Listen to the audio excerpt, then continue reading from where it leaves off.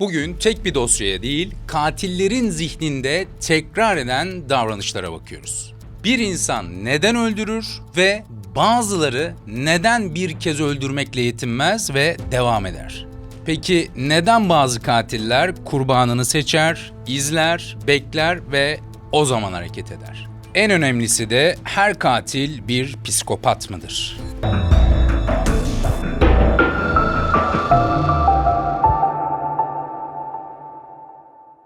Videolarımızın devam etmesini istiyorsanız videomuzu beğenin, hype'lamayı unutmayın ve tabii ki abone olun. Melikşah Bey, ilk sorumdan başlıyorum. Her katil bir psikopat mıdır? Her katil bir psikopattır demek aslında kolaya kaçmak olur. Her katil bir psikopat olmayabilir ama her psikopat bir katil olabilir. Neden dersek çünkü cinayetlerde farklı motivasyonlar var. Bir takım motivasyonlar bu psikopatlık ya da psikopatilik dediğimiz ağır ruhsal durumları işaret edebilirken bazı cinayetler sadece motivasyonla işlenir. Sadece motivasyonla. Peki bu motivasyon ne olabilir? Öcümü aldım ya da adalet yerini buldu ya da bunu yapmak zorundaydım gibi ifadeler kullanılabilir. Yani her katil psikopat değildir ama her psikopat bir katil olabilir. Bir katil ne yaptığını biliyor ama pişmanlık duymuyorsa bu ne anlama gelir? Bir kişi ne yaptığını biliyor ama bir pişmanlık duymuyor. Burada iki başlı bir durum var. Bunlardan bir tanesi kişi sahiden durumun farkında değil. Yani farkında değil dediğimiz empati yeteneği, muhakeme yeteneği, vicdanı, merhameti gibi insani duygularını yitirmiş ya da insani duyguları donuklaştıysa eğer ya da orada bir körelme olduysa bir pişmanlık duymaz. Yani bunu biz ağır kişilik bozukluklarında görebiliriz. Ama diğer tarafa baktığımızda iki başlı dediğimiz durum o. Aynı zamanda tüm akli melekeleri yerinde ama yine de pişmanlık duymuyor. Bunda da ne oluyor peki? Bunda da kendi işlemiş olduğu o suçu, o cinayeti meşru bir zemine taşıyor. Atıyorum diyor ki ya ben onu öldürdüm ama şu sebepten. İşte benim paramı vermedi, şunu mu yapmadı, ben bunu yapmak zorundaydım gibi kendince haklı sebeplere bürünüyor. Peki bir insan ilk cinayetten sonra neden durmaz ve ilk cinayetle sonraki cinayetler arasındaki psikolojik bir eşik var mıdır? Bir insan ilk cinayeti işledikten sonra aslında dönüp baktığımızda durmasını şöyle bekleriz. Deriz ki ya bir öfke kriziydi belki ve o an bir cinnet geçirdi, birini öldürdü. Ama bu ilk cinayet öfke cinayeti değilse, yani bu bahsetmiş olduğumuz cinnet durumu gibi bir durum söz konusu değilse, ilk cinayet planlıysa ve isteyerek işlenmiş bir cinayetse, bu ilk adımı yani vicdani ilk bariyeri yıkmak anlamına gelir. İhlal edilen her sınır bir sonraki sınırın habercisidir. Dolayısıyla ilk cinayet planlı bir şekilde işlendiyse eğer tabunun ilki yıkılmıştır. Vicdani merhameti içeren o duvar aşılmıştır, o eşik aşılmıştır ve sonraki cinayetlere ve suçlara da aslında kişi kendini hazırlamıştır. Neden? Çünkü bir kere yaptım ve bundan sonra da yapabilirim mesajını artık kendi kendine mesajı vermiştir. Peki şunu söyleyebilir miyiz? Tek bir cinayet işledi fail ve durdu, devamını getirmedi. Buna bir öfke cinayeti dememiz mi lazım oluyor o durumda? Kişi tek bir cinayet işledi ve durduysa buna öfke cinayeti diyemeyiz tek başına. Peki buna ne diyebiliriz? Eğer kişi tek bir cinayet işledi ve durduysa burada aklımıza iki şey gelir. Bunlardan bir tanesi ya gerçekten planlı ve hedef odaklı, yani düşman görüyordu onu, atıyorum kendisini aldatmıştı, ve gitti onu vurdu, dedi ki kendince işte namusumu temizledim dedi kendince ve sonrasında böyle bir olay yaşamadı, bir daha cinayet işlemedi. Bu bir ihtimal. Ama şu da bir ihtimal. İlk cinayetini işledi ve gerçekten kendi içsel mahkemesi, vicdani mahkemesi devreye girdi ve ben ne yapıyorum diye kendisiyle yüzleşmeye, kendi yakasına yapışmaya başladı. Ve kendi yakasına yapıştığı noktada zaten asıl mahkemeye çıkmış noktadadır. Ve bundan sonraki işlemediği o olası cinayetlerin de önüne geçiliyor. Ve bir de şu olabilir aslında, gerçekten bu kişi rehabilite yani ıslah edilmiş olabilir. Yani içerisindeki o öldürme mekanizması, öfke, duygu durum bozukluğu, dürtü kontrol bozukluğu bir şekilde tedavi edildiyse yine bundan sonra artık cinayet işlememesi gayet normal. Seri katillerde soğuma dönemi dediğimiz şey ne anlama geliyor? Seri katillerde soğuma dönemi dediğimiz şey aslında bir cinayetten sonra verilen o sessizlik dönemini ifade ediyor. Ama bu soğuma dönemi demek aslında dürtünün ya da içerideki o tırnak içerisindeki caniliğin kaybolması anlamına gelmez. Soğuma dönemi bazı vahşi arzuların, öldürme arzusunun dondurulması bir süreliğine ya da bastırılmasını ifade eder. Yani bunu 2. Dünya Savaşı sonrasındaki Soğuk Savaş dönemine benzetebiliriz. İki kutuplu bir dünya, ortam hala çok gergin, savaş yok aslında ama zihinlerde sürekli bir savaş hazırlığı var. Dolayısıyla soğuma dönemi demek tamamen öldürme duygusunun yok olduğu değil, öldürme duygusunun bastırıldığı dönemi ifade eder. Kurban seçimi failin iç dünyası hakkında ne söyler? Aileen Wuornos vardı mesela bizim çektiğimiz. Sadece erkekleri öldürüyordu. Onun gibi aslında. Kurban seçimi fail hakkında aslında pek çok şey söyleyebilir ama nereden bakmasını bilirsek. Bu noktada aslında örnek üzerinden gitmek çok daha doğru olacaktır. Otoriteye karşı mesela otorite figürlerini yok etmek isteyen bir adam düşünün ya da bir kadın düşünün. Bu adam neden otorite figürlerini yok etmek ister? Çok zengin oldukları için mi? Çok güçlü oldukları için mi? Neden? Bunu geçmişe dönüp baktığımızda, kişinin geçmişine dönüp baktığımızda belki baskıcı ve şiddet uygulayan bir baba figürüyle, belki kendisine şiddet uygulayan ya da arkadaşlarının yanında kendisini küçük düşüren despot bir ilkokul öğretmeniyle, belki de kendisine yine şiddet ya da istismarda bulunan bir otorite figürünün temsili olarak görebiliriz. Yani özetle çocukluğunda bir otorite figürü tarafından herhangi bir tacize, istismara veya bir şiddete veya bir aşağılanmaya, küçük düşürülmeye uğramışsa bu kişi nefretini ilerleyen yıllarda sembolik anlamda yine otorite figürlerine yöneltir. Yani burada asıl hedef kişi değil, zihindeki duygudur. Bazı katiller nasıl yıllarca normal biri gibi yaşayabiliyor? Dennis Rader hatırlarsınız. Gündüz kilise başkanıydı, gece katil oluyordu filan. Öyle düşünebilirsiniz. Bazı katiller neden diğerlerine göre daha normal bir hayat yaşıyor ya da öyle yaşıyor gibi görünüyor? Çünkü bu kişilerin içerisinde iki benlik olduğunu varsayabiliriz aslında. Bunlardan bir tanesi kendi karanlık benliğini ifade ederken kendi baş başa kaldığında ya da özel hayatında var olan esas kimliği. Bir diğeri de hayatta kalmak için ve kabul görmek için yaratmak zorunda olduğu bir illüzyon. Yani insanların onu kabul etmesi için ve sıradan biri gibi görünmesi için aslında uyumak zorunda, oynamak zorunda olduğu bir rolden ibaret. Yani aslında bu bilinçli bir seçim.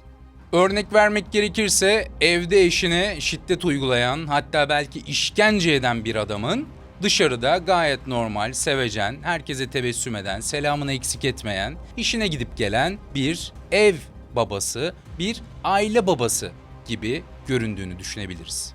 Bir fail neden öldürdükten sonra kurbanın bedenine müdahale eder? Yani biz Ed Gein'i çekmiştik, hatırlıyorsunuz.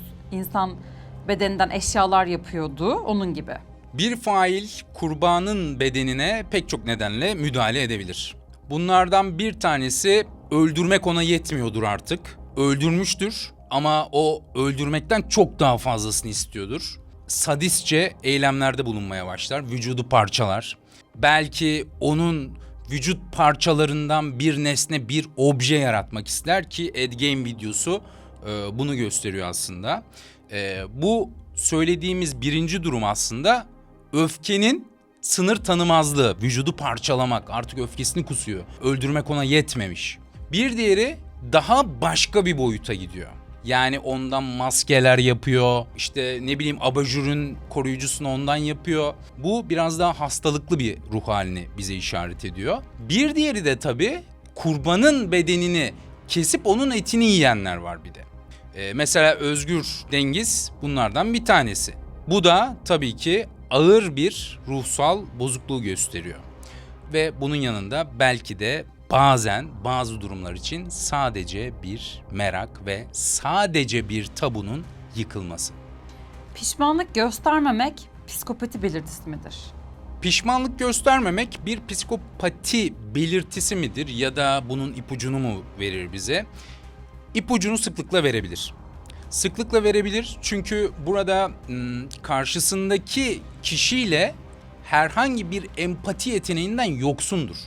Yani onun bedenine, onun sınırlarına, onun hayatına müdahale ettiğinin farkında değildir. Vicdan muhakemesi yapamayacak durumdadır. Ve bu bize psikopatiyi işaret eder. Ama bir taraftan da diğer tarafa baktığımızda orada da ben bunu yaptım çünkü haklıydım, şu gerekçelerim vardı ve pişman değilim der. Burada da mantığa bürür aslında. Yani sıklıkla evet psikopati olabilir ama bir taraftan da kişi bunu meşru bir zemine taşıyıp ben zaten haklıydım ve pişman değilim diyebilir. Bu soruda da Richard Ramirez'i hatırlayacağız. Failin kendine lakap takması ne anlama gelir? O da gece avcısı lakabını kendisine takmıştı. Richard Ramirez aslında bunun güzel örneklerinden bir tanesi lakap konusunda. Çünkü bazı kişiler sadece eylemlerinin konuşulmasını istemezler.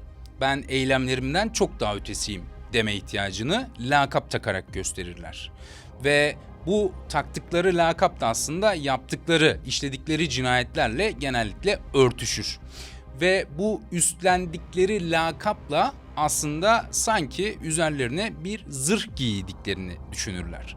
Ve onlara yalancı bir özgüven yüklemesi aşılar bu lakap. Dolayısıyla lakap takmak birincisi sadece eylemin değil kendisinin de konuşulması, medyatik bir isme dönüşmesi. Yani show business bir tarafta, bir tarafta da kendisine lakap üzerinden yüklediği anlam. Bazı katiller neden kurbanlarından eşya alır? Bazı katiller kurbanlarından eşya alır çünkü Richard Ramirez'de olduğu gibi mesela o bazı eşyalar alıyordu öldürdüğü kişilerden ve bunu da aslında biz şuraya bağlıyoruz. O yaşamış olduğu hazzı, çünkü öldürürken orada bir haz aldığını görüyoruz bu kişilerin ya da eylemi uygularken uyguladığı artık o eylem her neyse cinsel sadizm mi yoksa sadece öldürme eylemi mi? Eylemin kategorisine bağlı olarak bir obje alıyor ve aldığı bu obje kişiyi tekrar o ana götürüyor. Yani bu obje haz hatırlatıcısı görevini üstleniyor.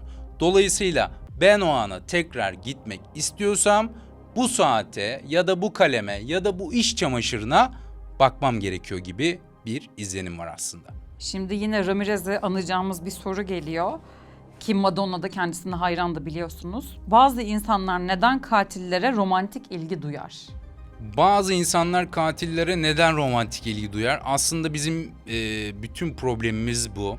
Çünkü gerçekten bazen bunun farkında değiliz ama bağ kurmak istediğimiz kişiler toplumu ve kendimizi, çünkü bağı biz kurmak istiyoruz, tehlikeye atacak kişiler. Bu kişiler bağ kurmak istiyor çünkü zihinlerinde yarattıkları bir illüzyona inanıyorlar.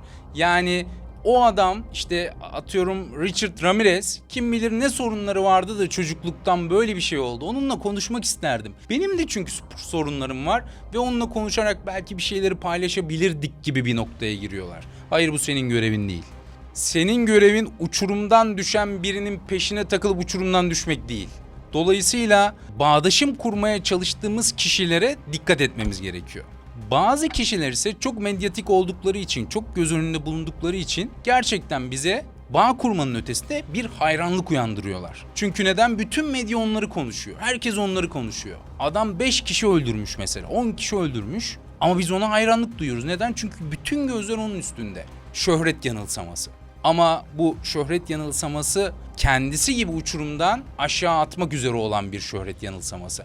Dolayısıyla bizim bağ kurmaya çalıştığımız kişiler ya çok medyatik, herkesin ilgi gösterdiği, kötü bile olsa, ya da gerçekten kendi yaralarımıza yakın bir yerde bir paydada buluşuyorsak eğer bu kişilerle, onu tanımak, ona hayranlık duymak ve belki de onunla ilişki yaşamak istiyoruz. Bir katil gerçekten aşık olabilir mi? Bir katil gerçekten aşık olabilir. Neden aşık olabilir? Çünkü bir kişinin birini öldürmesi ya da bir suç işlemesi hiçbir duyguyu yaşamadığı anlamına gelmez. Bu aşkı nasıl yaşadığı daha çok önemli. Katil eğer bu aşkı bir saplantı ve kontrol mekanizmasına dönüştürdüyse muhtemelen hayatındaki kişiyi de zaten zehir edecektir. Ama gerçekten bir sevgi, bir bağ varsa bu aşk onu iyileştirebilir. Ama hiçbirimiz bir katili de iyileştirmek zorunda değiliz romantik ilişkilerimizde. Peki son soru olarak katiller tedavi edilebilir mi? Katiller tedavi edilebilir mi? Katiller tedavi edilebilir. Ancak nasıl? Asıl mesele bu. Bir katilin sadece suçlarından dolayı onu cezaevine atmak hiçbir şekilde onu ıslah etmeyecektir. Bu çok net. Özellikle orada bir psikolojik problem varsa. Cezaevlerinin asıl görevi bu kişilerin evet bazı davranışlarını sınırlamak ve toplumdan aslında onların tehlike oluşturmasını engellemek, ama bir diğer görev de aslında rehabilite etmektir. Dolayısıyla bu kişiler cezaevinde tutuldukları süre içerisinde aynı zamanda dürtü kontrol bozukluğu olan kişiler için, öfke problemi bozukluğu olanlar için ve travma geçirmiş kişiler için kişiye uygun terapi ekolleri ve gerekirse psikiyatrik tedavinin de uygulanması gerekiyor. Dolayısıyla bu kişiler sadece cezaevinde yatarak tedavi olma şansları mümkün değil. Bu kişiler tekrar topluma karıştığında eğer yaşamış olduğu ruhsal problemler devam ediyorsa ya da travmaları devam ediyorsa yeni suçlara gebe insanlar olarak ortaya çıkacaklar. Dolayısıyla cezaevlerinin bir diğer görevi de aslında bu kişilerin gerçekten ıslah edilmesi ve kişiye özgü psikoterapi yöntemleriyle tedavilerine başlanmalı ve oradan pırıl pırıl çıkmalarını sağlamaları. Bu bölümden anlıyoruz ki katillerin zihnine bakarken tek bir cevap bulunmuyor. Katiller hakkında ve onların psikolojileri hakkında ya da hikayeleri hakkında merak ettikleriniz varsa lütfen yoruma yazın, birlikte konuşalım, tartışalım.